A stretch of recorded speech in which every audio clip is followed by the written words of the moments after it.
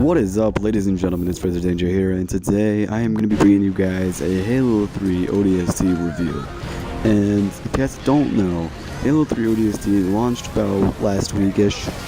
It was either last week or the week before, but it is $5 for those of you who did not play the Master Chief Collection before December 19th. And so yeah, I mean, $5 for this game. It's an actual full-on game. It's not like a little snippet. It's the full ODST game. And the only problem with the game, like, I think the reason it's so cheap is because the game is about half the length of a regular Halo game. However, other than that, the game is flawless. It's perfect. I personally think it's one of my favorite Halos. You follow the rookie. He's an ODST soldier. You don't know much about him. You don't know his name. All you know is that he's a rookie. And you are dropping down to New Mombasa around the events of Halo 2, and you end up losing your squad, and you get pushed away from your squad somehow, and you have to reconnect with them. And what I love about this game is that it doesn't follow other Halos. Other Halos are very linear. They go through one level to the next. Halo 3 ODST does not do so. It is an open world game, and then within the open world game, you have to find things. So let's say you find a ODST helmet, that will do a mission with Buck, who's the squad leader, or you find things. You're a detective. You have to find the you have to find these triggers left by your squad, and that will help piece together the mystery of where they are and how you're going to get out.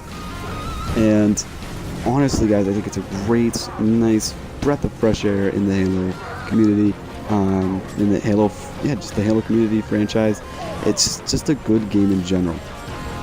For those of you that have played it before, I definitely think it's worth the pick up again, because the 60 frames per second as well as the 1080p does make it look and feel a lot smoother, as well as it's $5 for those of you that haven't, played the Master Chief Collection since December 13th or 19th or whatever it was.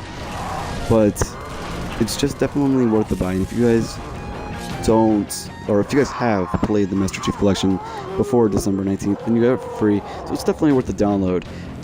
The Master Chief Collection is a really, really big game, so I understand why some people will not want to download this, because it is 8 gigabytes.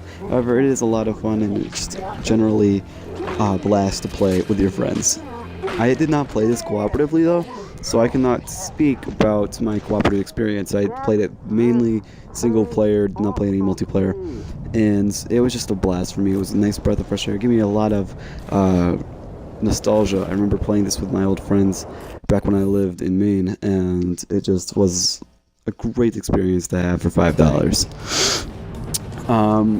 So overall, the gameplay runs smooth. It runs a lot like Halo 3. The guns are the same-ish, but it takes place during the events of Halo 2, which I find is extremely weird and kind of awkward, but it's definitely a good game, guys. You follow an ODST soldier, like I've said before, and the nice thing about that is that you've never really played as an ODST soldier, and that makes you, you're not a Spartan anymore. And I think that's the biggest thing about this game, is that you're not a Spartan anymore. You don't have all these superhuman powers. Normally, Master Chief can go off and, you walk into a room in the Covenant and it's scary. It progresses through each Halo game that the Covenant get less worrisome, and ammo is just always there. You never feel like you actually have to work for the Halo games unless you're playing on Legendary. And even then, as long as you're working with somebody online, you're going to do just fine. However, in this game, ammo is scarce, and the Covenant are actually pretty freaky when you run into them, not because they're scary, but more because you don't have any ammo to fight them. So Covenant, like the Hunters and the Brutes, get a little bit tough to fight after you lose a mag of ammo or whatever, but generally it is a lot of fun, and I think everyone would have a blast with it. My honest opinion is that it's definitely better than Halo 4. Halo 4 was not that great to me. I didn't really enjoy it as much as the other Halos, and I would say that my list for favorite Halos has to go Halo 3, then Halo 2, ODST, 4, 1, and then Halo Wars. I was not a big fan of Halo Wars, guys, but yeah, like I said before, guys, I know I'm stuttering, I know I'm going back on what I said, but it's just, I don't want to give much away about the plot. The plot is very, very small. It doesn't take that long to finish. It takes about 5-6 hours to finish. If you just don't die, you run through it, you're going to do fine. There's a playlist that they have available where you can just do all the missions and you don't have to go through the streets and find everybody, which I think that would also help your runtime. It just takes away the mystery aspect. So ladies and gentlemen, if you've played Halo 3 ODST, I'm very interested in to see what you have to say about it, as well as what your general opinions are of the game, as well as, I know this is a lot, but I also really want to know what your guys' favorite Halo was. Thank you all for watching, I appreciate it, and as always guys, if you have not already, please subscribe. Every subscriber is